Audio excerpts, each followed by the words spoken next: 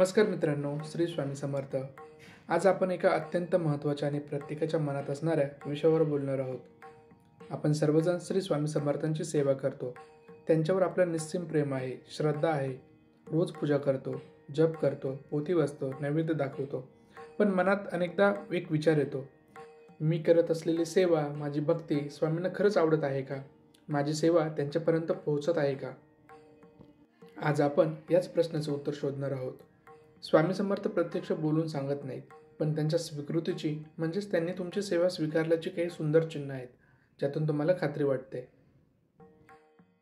तुमची सेवा स्वामींना आवडत आहे हे कसं ओळखाल? आपल्या सेवेची आवड किंवा स्वीकृती स्वामी खालील चिन्हांमधून दाखवतात। 1. मनाची शांती आणि सकारात्मकता। हे फार महत्त्वाचं लक्षण आहे। जर तुमची सेवा मनापासून आणि योग्य मार्गाने होत असेल तर तुमच्या जीवनात एक अनोखी शांतता येते। छोट्या छोट्या गोष्टींचा त्रास होणं कमी होतं।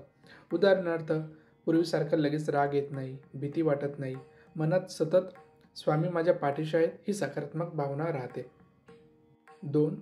श्रद्धेमध्ये वाढ होते, म्हणजेच इन्क्रीज इन फेथ। सेवा करता करता जर तुमची स्वामींवरील श्रद्धा अधिक दृढ होत असेल तर समजा तुमची भक्ती योग्य दिशेने आहे। उदाहरणार्थ, संकटाच्या वेळी घाबरून न जाता स्वामी जे करतील ते चांगलंच असेल असा विश्वास वाढतो आणि संकटातून मार्गही मिळतो। हीच स्वामींची तुमच्या सेवेला मिळालेली पावती आहे। 3.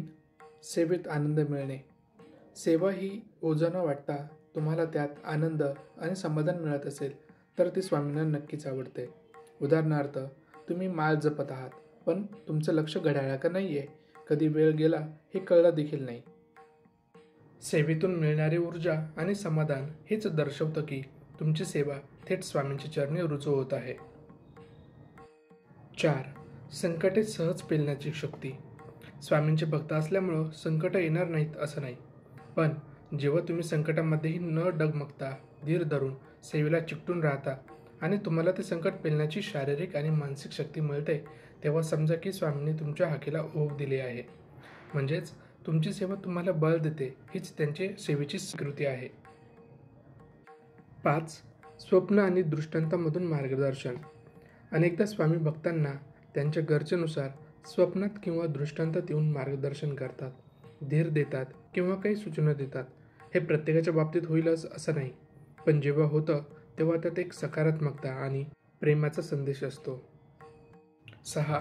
निस्वार्थ सेवाभाव आणि परोपकार। जेव्हा तुमची सेवा केवळ स्वतःपुरती मर्यादित न राहता तुमच्या मनात इतरांना मदत करण्याची, परोपकाराची भावना वाढीस लागते, तेव्हा समजा की तुम्ही स्वामींच्या शिकवणीनुसार वाटचाल करत आहात। उदाहरणार्थ, गरजूंची मदत करणं, इतरांसाठी प्रार्थना करणं, मनात कोणताही स्वार्थ न ठेवता इतरांच्या भल्याचा विचार करणं। स्वामींना निष्काम कर्मयोग आणि निस्वार्थ भाव अत्यंत प्रिय आहेत। 7. सद्गुण वाढणे आणि दुर्गुण कमी होणे। तुमच्या सेवेमुळे जर तुमच्या स्वभावातील चांगले गुण, उदाहरणार्थ नम्रता, क्षमाशीलता, प्रेम, संयम वाढत असतील आणि वाईट सवयी किंवा दुर्गुण, उदाहरणार्थ मत्सर, लोभ, क्रोध, आळस कमी होत असतील, तर हे स्वामींच्या कृपेचे आणि तुमच्या सेवेच्या स्वीकृतीचे मोठे लक्षण आहे। ही आंतरिक शुद्धी स्वामींना खूप आवडते। 8. योग्य वेळी योग्य निर्णय घेण्याची क्षमता।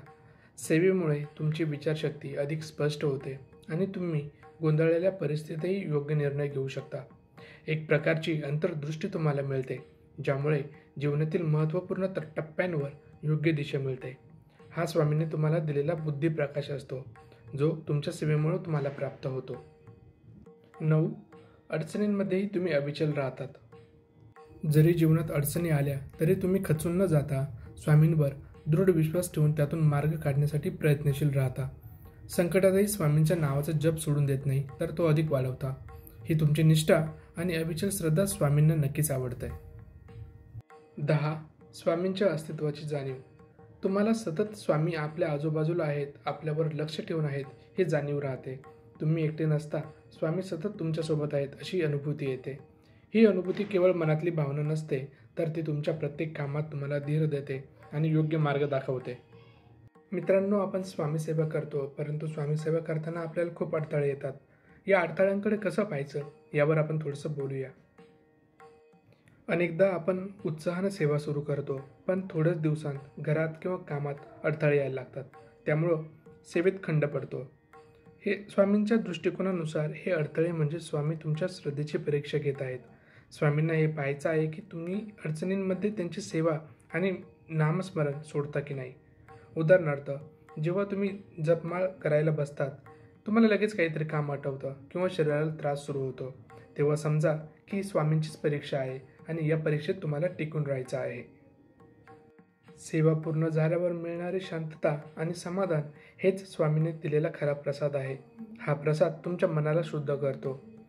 तुमच्या सेवेला स्वामींनी स्वीकारले आहे की नाही हे पाहण्यासाठी अडथळ्यांना घाबरू नका, तर त्यांना एक शिकण्याची संधी म्हणून समजा. जर तुम्ही अडथळे असूनही सेवेत टिकून राहिलात तर तुमची सेवा स्वामींना नक्कीच आवडत आहे. आपण स्वामी सेवा करतो, परंतु आपण केलेली प्रत्येक सेवा स्वामींपर्यंत पोहोचेल किंवा स्वामींना आवडेल असं नाही. आपल्याकडून काही चुका होतात ज्या स्वामींना मान्य नसतात. जसं की स्वामींना अहंकार आवडत नाही. मीच खूप चांगली सेवा करतो, माझीच भक्ती खरी आहे, असा अहंकार मनात कधीच बाळगू नका. स्वामींना तुमचा विनम्र भाव हवा आहे, अहंकार नाही. तुम्ही किती सेवा करता हे इतरांना सांगण्यापेक्षा ती सेवा गुपचूप आणि निस्वार्थपणे करा. स्वामी सेवेत कधीही तुलना करू नका. इतर लोक जास्त सेवा करतात म्हणून त्यांची सेवा चांगली आणि आपली कमी अशी तुलना कधीच करू नका. प्रत्येक भक्ताची स्वामींशी असलेली जोड वेगळी असते. लक्षात ठेवा, स्वामी तुमच्या सेवेचा वेळ किंवा प्रकार बघत नाही, तर तुमचा भाव आणि निष्ठा बघतात. आणि सर्वात महत्त्वाची गोष्ट, स्वामींची सेवा म्हणजे कर्जफेड नाही, हे लक्षात घ्या. अनेकांना वाटतं की आपण सेवा केली म्हणजे स्वामींनी आपलं काम पूर्ण करायलाच पाहिजे. हा विचारच मुळीच चुकीचा आहे. स्वामींची सेवा करायची तर कुठल्याही अटीशिवाय करा.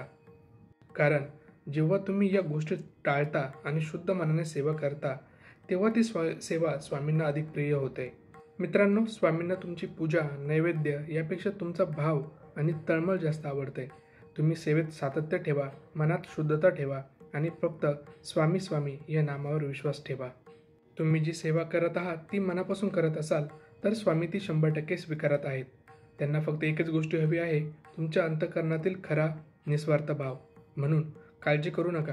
तुमच्या मनात शांती आहे, आनंद आहे आणि स्वामींवरचा विश्वास वाढत आहे, तर तुमची सेवा परमपूज्य श्री स्वामी समर्थांना अत्यंत प्रिय आहे, हे निश्चित.